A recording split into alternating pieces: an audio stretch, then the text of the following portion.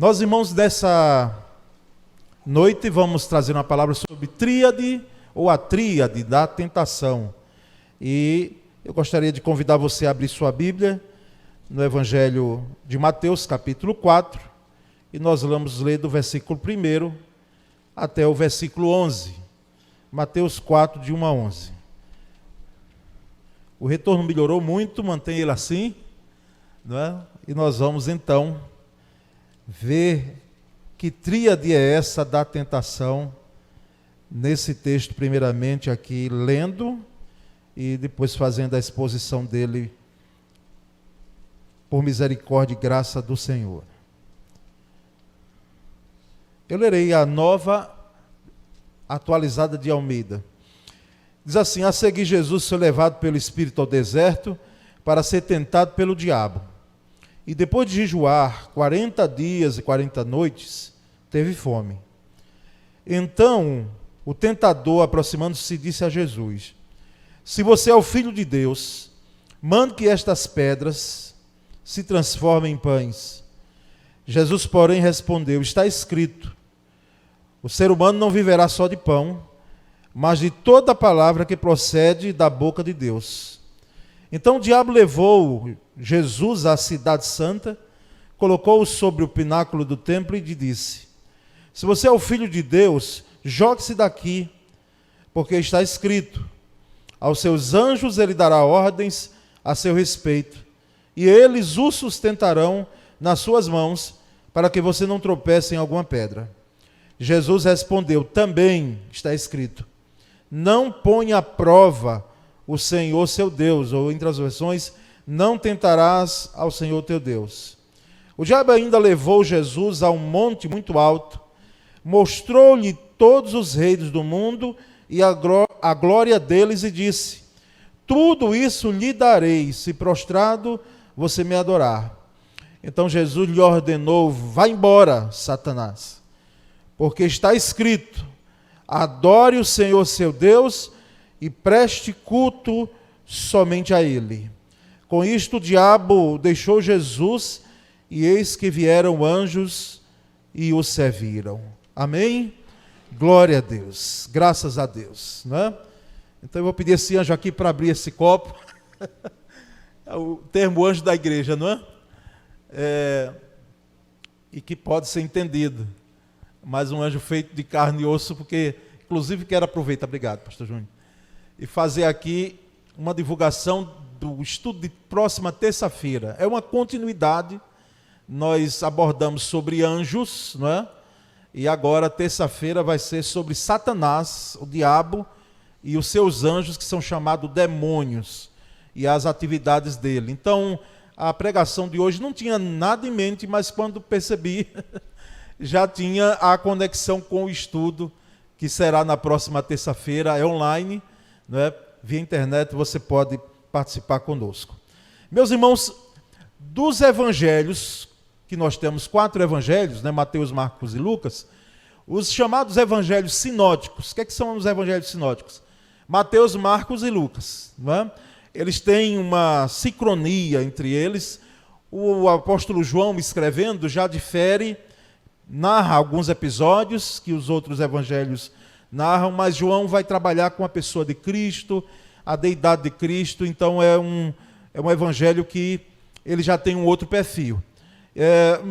Nós percebemos nesses 3 evangelhos sinóticos, Mateus, Marcos e Lucas, o episódio da tentação, não é?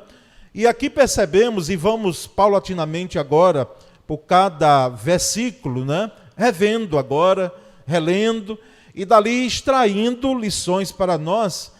Mas nós vamos antes perceber que o que é que poderíamos hoje pensar em relação à tentação, em relação, não é o tema, mas sobre provação e em relação a ser abençoado. O que é que você é mais? Você é mais tentado, provado ou abençoado? Não precisa responder não, porque nós sabemos que essas 3, vamos dizer, ações, não é, acontecem conosco. Eu daria a resposta, e eu espero que você me siga, não é? Sem dúvida alguma, irmãos, nós somos muito mais abençoados, está certo? Por quê? Porque nós não temos a dimensão de quantas bênçãos. Infelizmente, a leitura que a gente faz de bênção é só no foco material, financeiro, não é? Ou de alguma bênção material, ou um casamento, não é? Ou um namoro que está surgindo. Não, mas bênção é tudo. Bênção essa semana que você não teve a dimensão, mas que Deus lhe abençoou, livrando, guardando, amparando, ou quem sabe fazendo até que você passasse por alguma prova, sim. Mas ela foi uma bênção na sua vida. Agora, irmãos, a tentação também nós não estamos livres, não. Ela é constante e eu não seria aqui a ponto, talvez de exagerar, de dizer que ela é diária. Mas cuidado, irmãos, que todos os dias, pelo menos, nós estamos susceptíveis à tentação, não é? E aqui no versículo 1, nós percebemos que o texto diz: a seguir foi Jesus levado pelo Espírito ao deserto, para ser tentado por quem? Pelo diabo, não é? Aqui tem muita coisa. A pregação poderia ser só sobre esse versículo, né? Aqui nós teríamos como mergulhar aqui e ter lições maravilhosas para nós dentro desse aspecto. Mas o que nos chama a atenção aqui é a expressão a seguir. A seguir o quê? O que é que antecedeu? Para que Mateus colocasse a seguir, e Marcos ainda coloca com muito mais evidência. Marcos tem um logo, e depois, não é?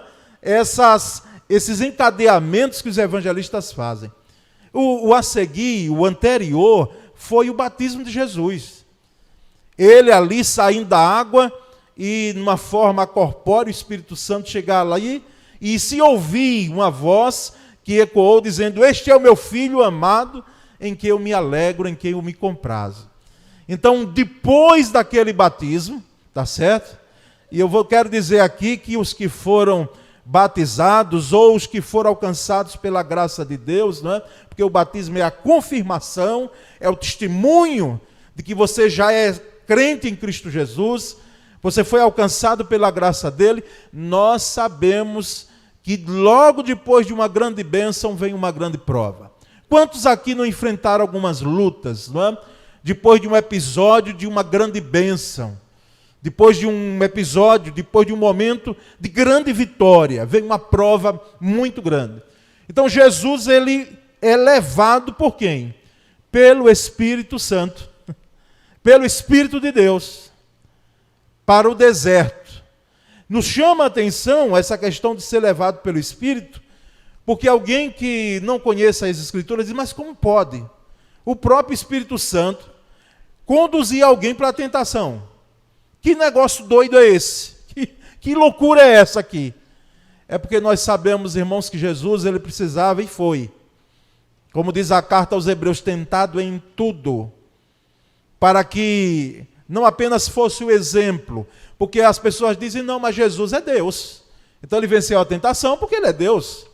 Então, eu sou gente. E Jesus foi plenamente humano, por isso foi tentado em tudo que nós somos. E foi conduzido, empurrado, não é?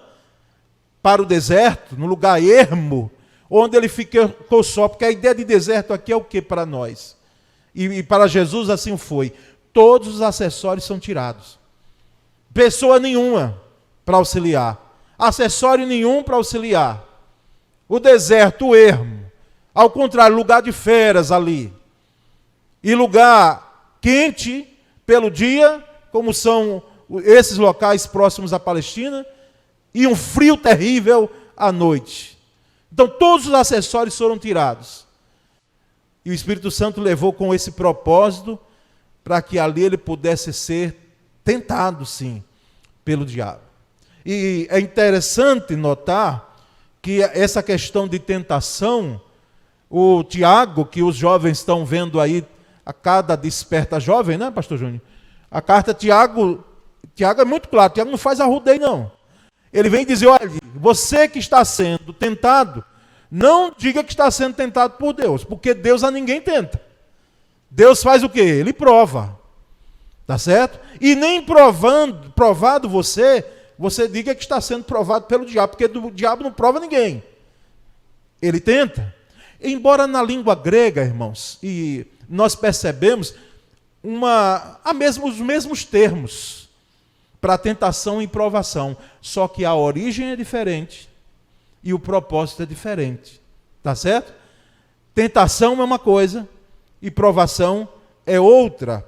E percebemos aqui, então, que a tentação é de Deus. Inclusive, eu acho que uma pregação minha passada, acho que ano passado, ano atrasado, sobre tentação e provação. Porque a gente confunde muito, mas quem tenta é o diabo. Inclusive, o termo diabo, a expressão diabo, é acusador, caluniador. Não é? Caluniador. A expressão é essa, o significado é esse. E no versículo 2 diz que depois de Jesus jejuar 40 dias e 40 noites ele teve fome. Algo rapidinho sobre o diabo. Tem gente que não crê na existência do diabo, não. Você crê.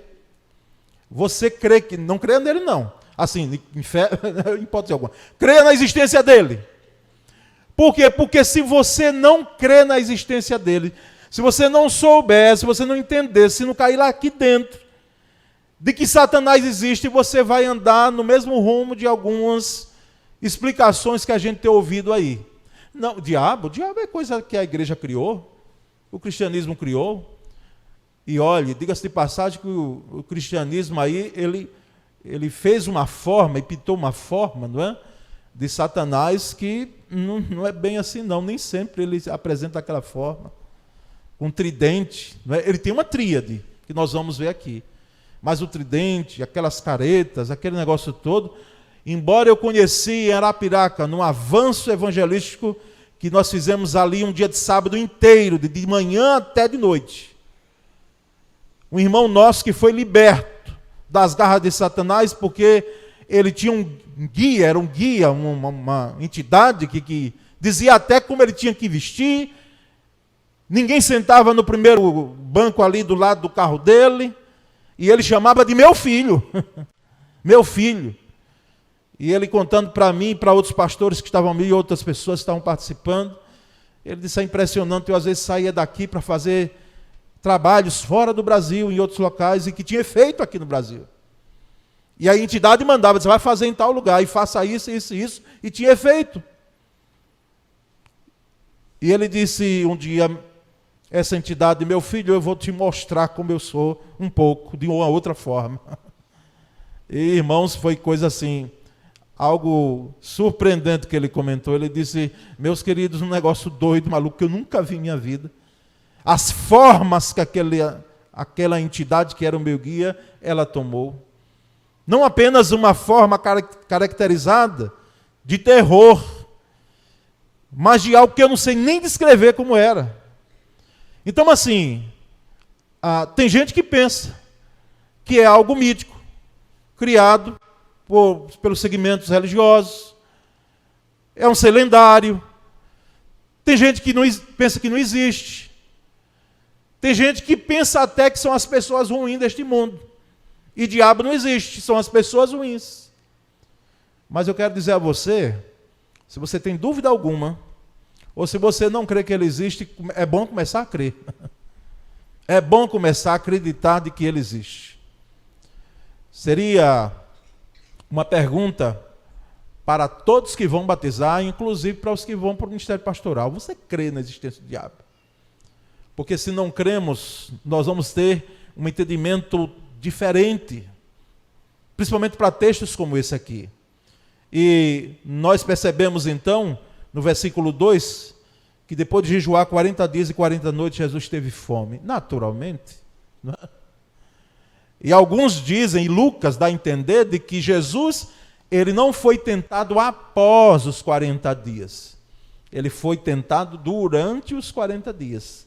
Se você for ver a narrativa de Lucas, dá a entender essa situação. Porque aqui nós lemos, e depois de jejuar, ele teve fome, ou seja, é como se aí iniciasse a tentação. Na narrativa de Mateus, sim. Mas na de Lucas, durante aquele período, ele foi tentado. E nós percebemos, irmãos, então, que Satanás ele age sem trégua, não é? Sem trégua. Não tem trégua, não tem o lançar a toalha, não é? o bater no chão, não, constantemente e quase que diariamente. Ele não descansa, não tira férias, porque ele é o caluniador e nos calunia, quem sabe, constantemente, nos acusando, trazendo à nossa mente as memórias amargas de uma vida pregressa, de uma vida de mentira, como nós pregamos no domingo passado, uma máscara que graças a Deus caiu, mas que vez por outra ele vem, e coloca e diz: quem é você? Veja o que você foi lá no passado, veja o que você fez, veja, agora você quer dar uma de crente, não é assim que vem? Às vezes vem em nossa mente e às vezes na boca de alguém, que é usado pelo diabo para fazer isso. Irmãos, na chave linguística do Novo Testamento grego, nós sabemos então que não há uma diferença nesses termos, mas queria lembrar aqui para os irmãos que estão sendo tentados e quem não é, né? De que não é pecado ser tentado, já viu? Se você está enfrentando tentação, não é pecado em si você ser tentado. Mas o que é o pecado? O pecado é você cair na tentação. Mas, meu Deus, como nós somos. Porque talvez uma prova venha para você uma única vez só. Uma única prova, venha só uma única vez em toda a sua vida cristã. Mas eu não posso dizer que uma tentação vem uma vez só para você. Não. Ela pode vir uma, duas, três, quatro, 10, 100, não sei quantas vezes. E nós vamos então, irmãos, aqui a essa tríade, não é? Essa tríade da tentação. E um rápido comentário, uma coisa vai puxando a outra que a gente vai colocando aqui. Só lembrar que é interessante notar que no texto não tem que Jesus orou, né? Ele só jejuou, né? Pelo texto de Mateus, sim. Mas por inferência, nós sabemos que Jesus orou. Porque se você jejua e não ora, e eu acrescentar, a palavra acrescenta. A leitura ou ouvir a palavra, você vai estar passando fome só. Então, jejum é acompanhado de quê? De oração. Você pode até só orar sem jejuar, tudo bem. Mas se você jejua e você não ora, você está fazendo um regime forçado. Mas o jejum deve vir acompanhado de oração. Então, Jesus orou. A vida de Jesus era uma vida de oração. Antes de ele escolher os discípulos, ele passou uma noite inteira. Eu digo hoje já, para os que trazem a proposta, pastor, vamos fazer aquelas vigílias de oração. Lembram? Os retrôs? Lembra a vigília de oração que a gente começava, às vezes 10 ia até, o outro dia 5 horas da manhã? Não é? E às vezes saíamos daqui e íamos para outro lugar. Eu não tenho com mais condições de fazer esse pique aí. Tenho não, irmãos. Não é? Com 5.5, impressionante, não vai mais. As atividades, muitas. Mas nós sabemos que Jesus orou, irmãos.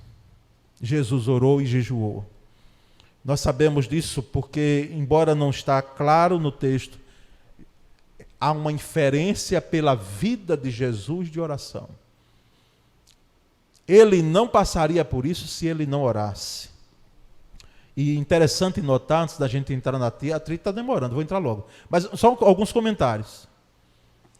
O diabo vai tentar Jesus, sabe com o quê? Com a Bíblia na mão.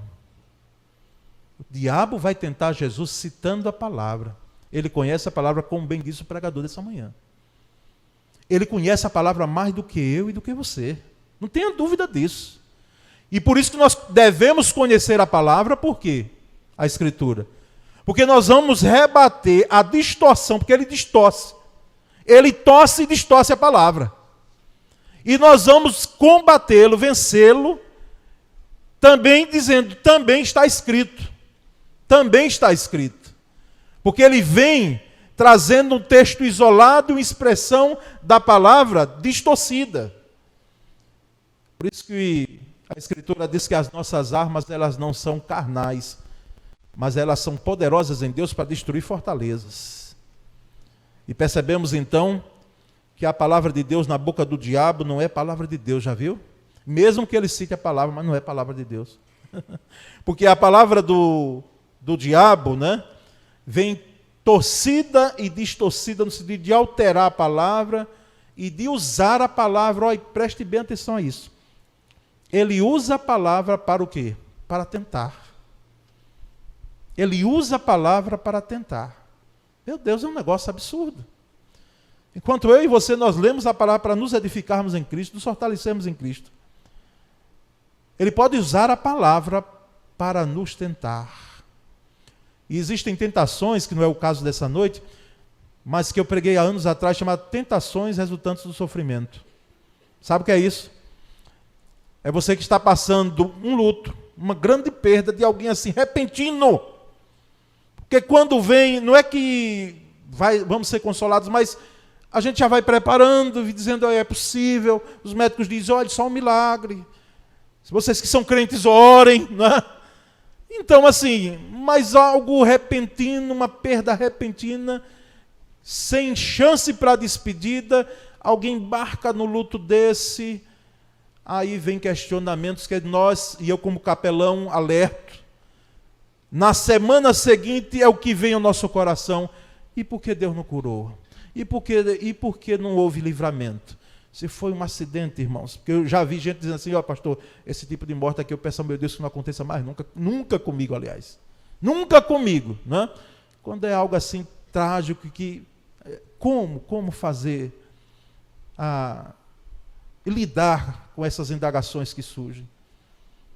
E muitas vezes vem textos na nossa frente, que o Senhor nos ama, como Deus ama, se Ele leva a quem eu amo, que Deus cuida como Deus cuidou, sobre a bondade de Deus, e Deus é bom desse jeito.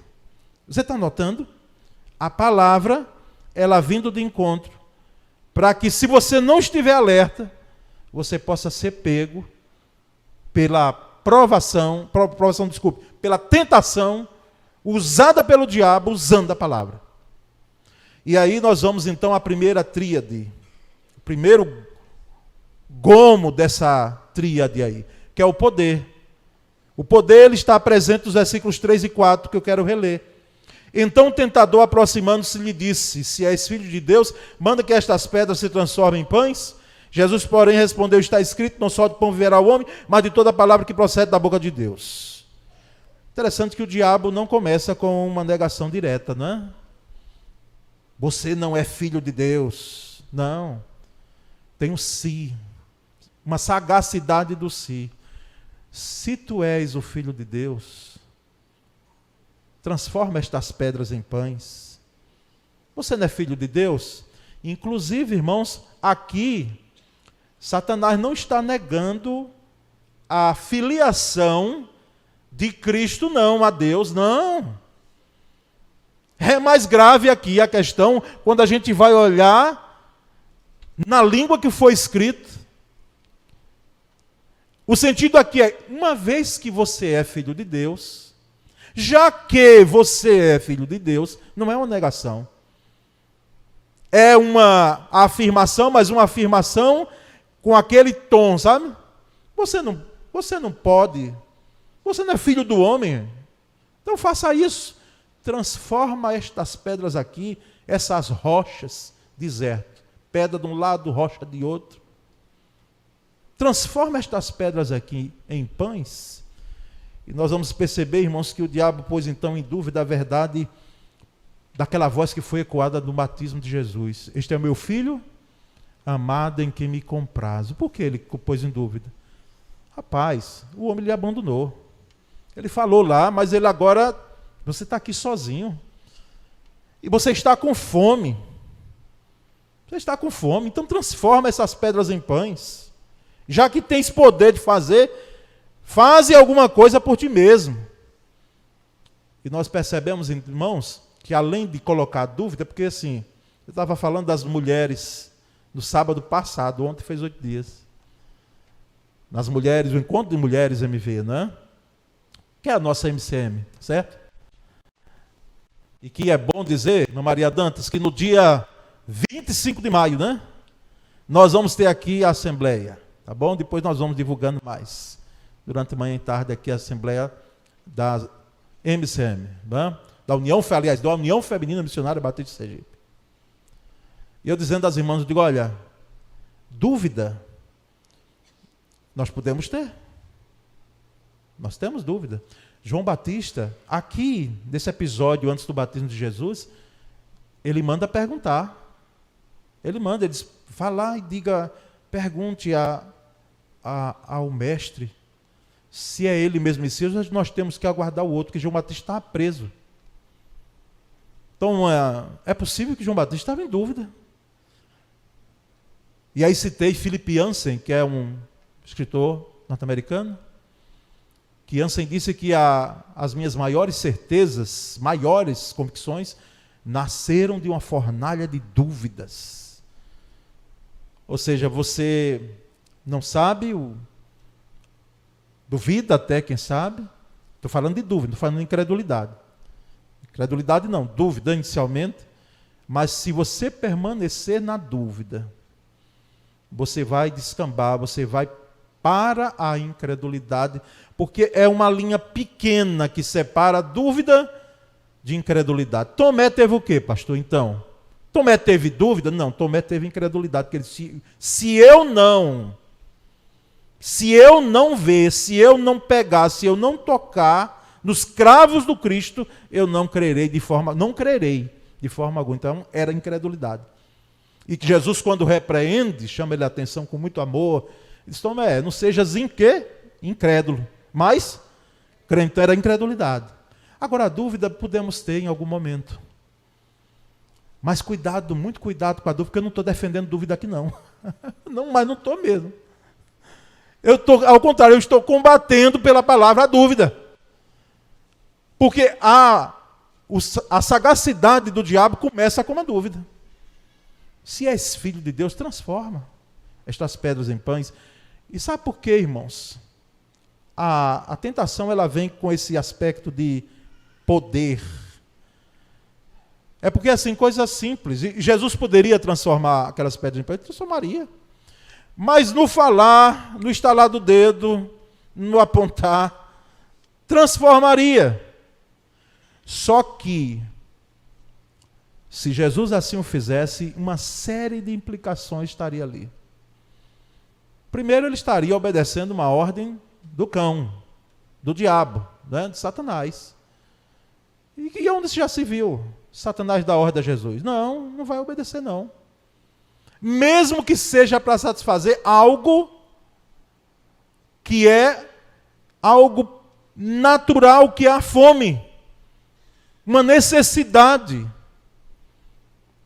Mas nós sabemos que essa proposta indecente, Jesus não tinha como cumprir de jeito nenhum, mesmo diante de uma grande necessidade. E aqui vem uma lição, viu? Atenta os ouvidos aí, o coração. O diabo tenta tirar proveito das nossas necessidades.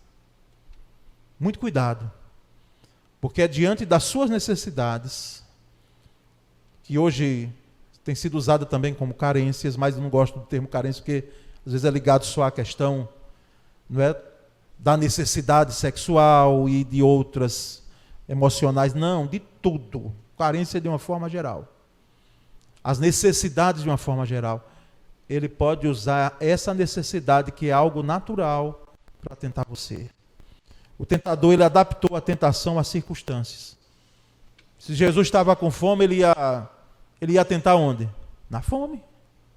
Para saciar a fome. Tentou um homem faminto com o quê? Com pão. E nós percebemos então que o diabo tentou Jesus e sua natureza divina, porque disse, se és filho de Deus, e a natureza humana, transforma estas pedras em pães, para que você possa saciar a sua fome. E é surpreendente, maravilhoso, irmãos, perceber que Jesus, em contrapartida, ele disse, olha, não está escrito isso aí? Porque era o texto de Deuteronômio, por isso que há um livro, também do Yancey, né? A Bíblia que Jesus lia. Não sei quem já leu aqui esse livro. A Bíblia que Jesus lia.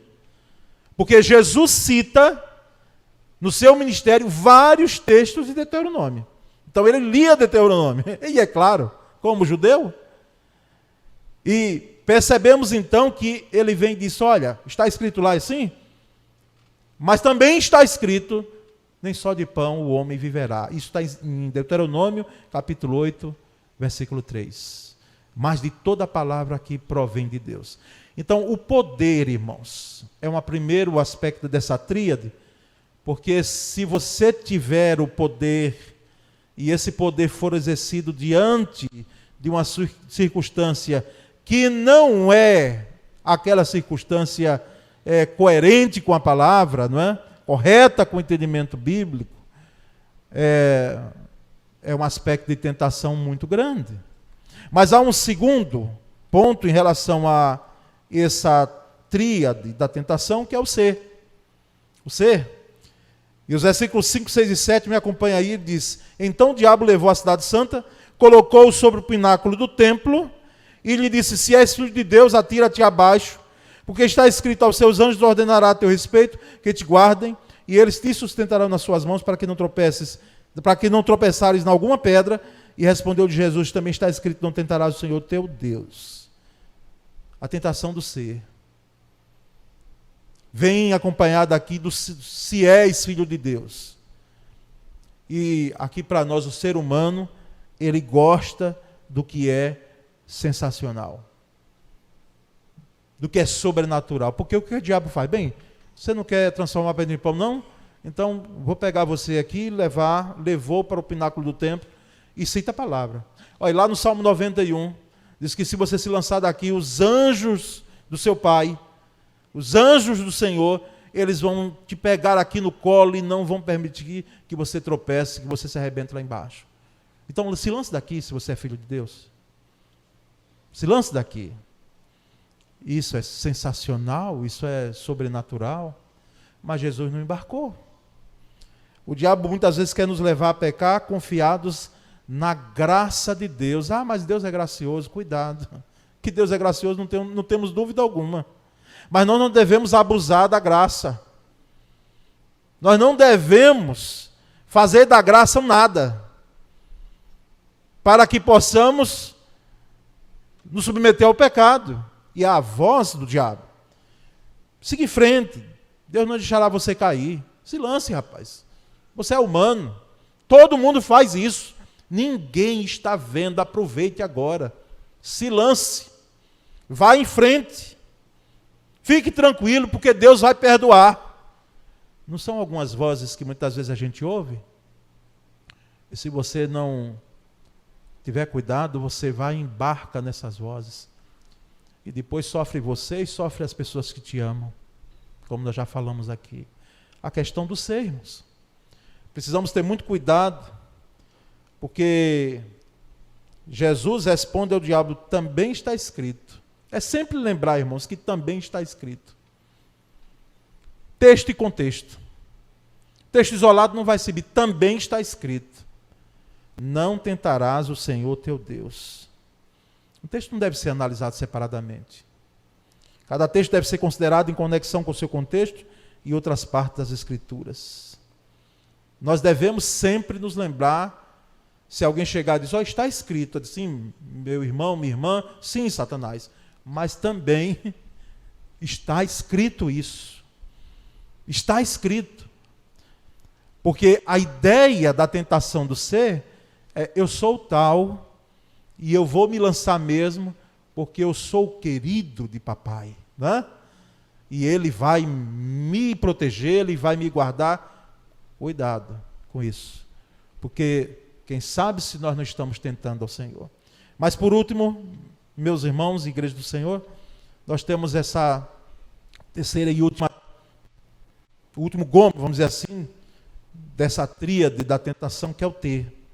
Os versículos 8, 9, 10 e 11, últimos, ele diz, levou o diabo ainda a um monte muito alto, mostrou-lhe todos os reinos do mundo, e a glória dele, e disse, tudo isto te darei, se prostrado me adorares.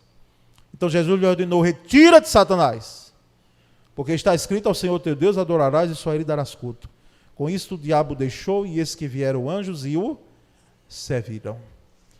O diabo sabia que Jesus estava comprometido com o reino de Deus. E por isso que agora o diabo oferece os reinos do mundo. não é? Jesus estava comprometido com o reino de Deus.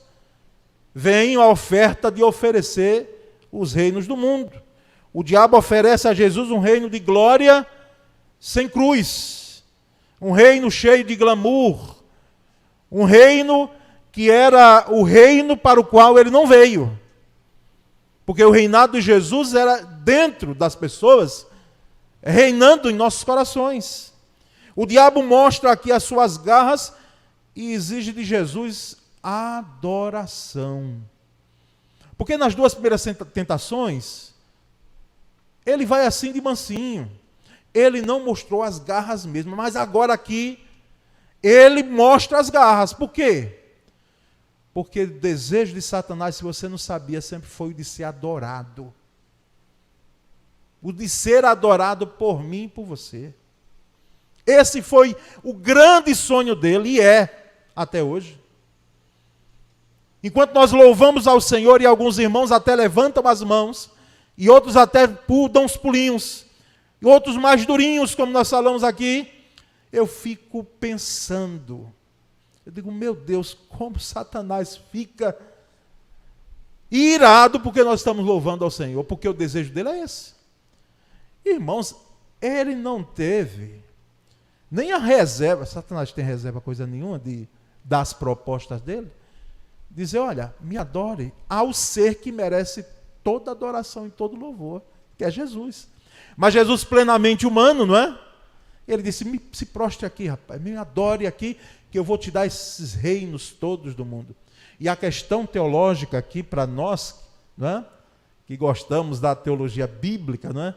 E Satanás tem alguma coisa para dar? Irmãos, tem. Ele dá. Ele tem certo poder. Talvez aquele, sabe o que é, como é chamado ele nas Escrituras? Mentiroso e o pai da mentira. Então, quem sabe aqui ele dimensionou demais aquilo que ele tem, porque ele já está condenado. Ele está condenado, ele já está, o carimbo de condenado já foi dado sobre ele. Sabe aonde? Quem é que lembra? Na cruz. Na cruz. Sim, pastor, e por que ele tem aprontado tanto aí com os demônios? Ele tem aprontado porque, embora tenha dito a ele que ele fique amarrado, né? Como dizia o nosso querido pastor já, mas é uma corrente grande, porque ele tem atuado aí grandemente, mas o tempo dele está se esgotando. O tempo do diabo e seus demônios está se esgotando. Ele tem atuado porque o homem tem dado vazão a isso. Como disse o pensador grego, o homem é o próprio lobo do homem, não é? Na sua ambição de ter, de ser, de poder. Mas nós sabemos, irmãos, e como Sproul disse, a oferta que Satanás fez a Jesus não era algo que ele podia dar, porque Satanás não tem glória alguma para dar. E se ele dá, e dá em alguns casos, quem sabe nós temos aqui alguns irmãos que têm conhecimento de alguém que teve, porque foi dado e foi dado por ele, tá certo? Mas, irmãos, depois o preço é muito caro, se perde tudo. Por quê? Porque ele nunca veio para construir. Satanás não, as obras do diabo são para destruir as nossas vidas. E para finalizar, eu já olhei o relógio aqui, você não olhou não, mas eu olhei, nós vamos finalizar. Versículos 10 e 11, coisa maravilhosa. Ele disse, retira-te, Satanás, vai embora. Irmãos, olha, eu não sei como essas igrejas aí, eu não vou nem dizer com todo respeito, porque é uma coisa louca. Elas fazem entrevista com o diabo. E como é seu nome? O que é que você está fazendo aí? E não sei o que lá. E é para a gente conversar com o diabo? A Bíblia orienta para a gente ter diálogo com o diabo? Com um mentiroso, um pai da mentira, alguém que quer destruir a minha vida, a vida da igreja, a minha família, o meu casamento, eu quero conversa com ele. Retira-te, Satanás, vai embora. Todo crente revestido da graça de Deus tem autoridade para isso. tem autoridade para isso. Não queira dialogar com o diabo não, irmãos. Dialogue com o Espírito Santo de Deus. Abrindo parênteses rápido aqui, porque se tivéssemos mais tempo. E olha que eu já preguei muito. Em algumas questões, sim. E já fiz isso. Para saber em que área, porque sob a autoridade de Cristo ele confessa, mesmo ele sendo um mentiroso. Em que área você tem atuado nessa vida? Diga aí. Se distribuixa para um lado, diga aí que área você tem atuado nessa vida. E ele, pela autoridade do Espírito Santo, diz e ponto. Mas muita conversa nada. Retira-te, Satanás. Ao Senhor teu Deus adorarás e só a Ele prestarás culto. Eu não tenho nenhuma conversa com você para lhe adorar, Satanás. E lamentavelmente as vidas que têm sido levadas, e olha, irmãos, infelizmente, aí eu digo com pesar no coração, o satanismo tem crescido, que não é novo, tem campeado em tantas vidas, e principalmente as vidas jovens. Satanás sendo adorado de diversas formas. Mas só ao Senhor teu Deus adorarás, e só a Ele prestarás culto. E o versículo 11 é maravilhoso. Maravilhoso foi para Jesus e maravilhoso para a gente. Porque o que ocorreu com Jesus, respeitadas as proporções, as diferenças, né, de texto e contexto, e do personagem, diz o texto que vieram anjos e o quê? E serviram a Jesus. Por isso que muitas vezes a proposta que vem para que eu transforme pedras em pães, para que eu utilize um poder que quem sabe até eu tenho para fazer, como Jesus tinha, mas não farei sendo mandado pelo diabo, em hipótese alguma. Eu preciso aguardar a dispensação de que Deus envie os seus anjos, que pode ser gente, anjo cheio de, aliás, anjo feito de carne e osso, como geralmente Deus usa. Entendeu? Gente que ele levanta, que são anjos, para lhe poder abençoar, para ser suporte no momento de uma necessidade. Eu preciso finalizar aqui dizendo, irmãos, que toda a tentação, ela precisa ser supervalorizada. Porque muitas vezes, e eu me cuidei aqui, embora falei dele, mas quando a gente fala de tentação, a gente não tem que falar muito do diabo, não dê muita corda dele, não. Não. É falar do poder que o nosso Deus tem, revestido em Cristo Jesus, e o poder que a palavra bem interpretada tem, para que nós possamos vencer a tentação. Amém, meus irmãos? Glória a Deus. Eu sei que nessa noite é possível que eu tenha umas implicações por causa dessa palavra, porque os pastores aqui vão entender, os líderes, os irmãos. Quando a gente traz uma palavra que muitas vezes diz, rapaz, você não devia pregar isso, você mexeu comigo. Aí é só dizer, retira-te, Satanás. Retira-te, Satanás. Não vem me importunar meu sono, não? Vocês estão entendendo isso? Amém? Porque muitas vezes, como nós pregamos e alertamos a igreja, ele fica mais ainda descontente, né? Mas problema dele, né? Problema dele. Irmãos, nós vencemos as nossas lutas com Cristo Jesus, viu? Não há tentação, é como a palavra diz, que você não pode dizer, mas eu não suportei. Não, Deus dá o escape e o grande livramento. Amém, meus irmãos? Vamos orar? Deus bendito, nessa noite, essa palavra, Senhor, ela vem de encontro ao nosso coração, à nossa vida, porque todos nós aqui temos sido tentados em maior ou menor grau. E nós te pedimos, ó Deus, revestimento, discernimento, graça do Teu Espírito, poder, para, nas situações como esta de tentação, podemos perceber os ardis do diabo, com as propostas dele. E nós, ó Deus, te pedimos autoridade para repreendê-lo em nome de Jesus. E dizer que ele se retire, e que em nossa vida não tenha brecha alguma, nada de brecha, para que ele não possa se ufanar e poder ali ter um argumento para que possa oprimir as nossas vidas.